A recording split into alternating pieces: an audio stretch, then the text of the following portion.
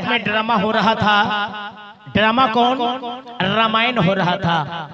Ramayan drama पहले छठ की जब पढ़ना होता था तो पढ़ना से जब शुरू होता था तब महीना दिन ड्रामा हर गांव में होता था, लेकिन अब तो सब बंद हो गया है, इसलिए कि सब पर ब्रेक लग गया है। पहले की बात था कि एक ग्राम में देहात में कहीं पे ड्रामा हो रहा था। कौन? रामायण, जिसमें खेला कोई पात्र को राम का रोल दिया गया था, किसी को लक्ष्मण का दिया गया था। एक गांव भर के सबसे बड़ा उबारू फटीचर आदमी जो बमर आदमी था उसको हनुमान जी के रोल लोग दे दिया, सबसे उबारू को।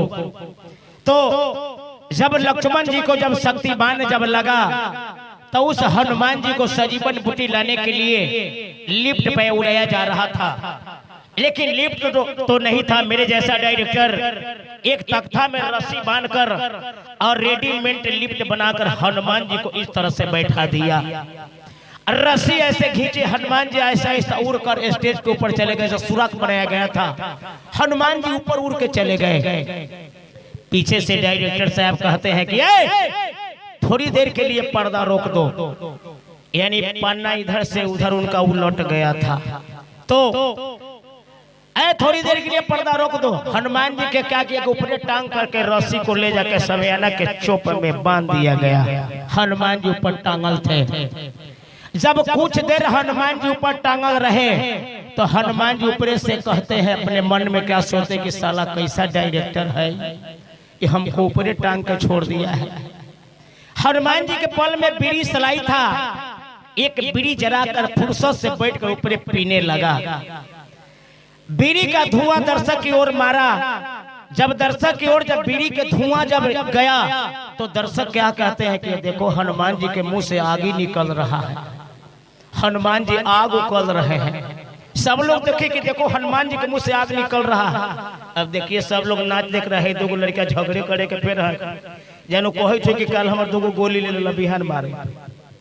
अब देखिए दो लड़का के नाच से कोई मतलब ऐसने एगो लड़का स्टेज के बगले में बैठल रहे, वो लड़का कहता कि रे केने हनुमान जी के मुंह से आगे निकलता आ हऊ रहे फुर्सत से चाकू पिजावा।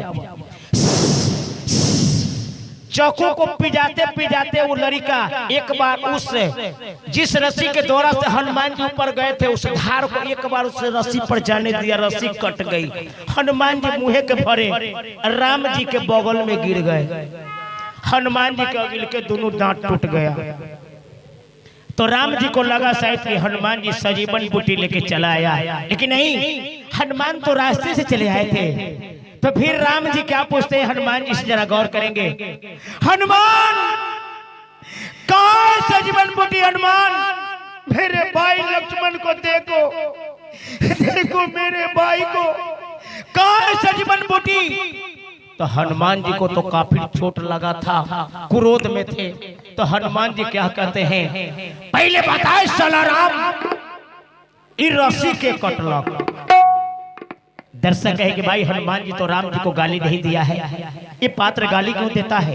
फिर राम जी पूछते हैं हनुमान कहाँ सजीवन बूटी? हनुमान मेरे भाई लक्ष्मण को देखो, देखो मेरे भाई को, पहले बताए साला राम इ रस्सी के कटलक। आज देख हमारा गिल के दोनों डांट टूटल बा।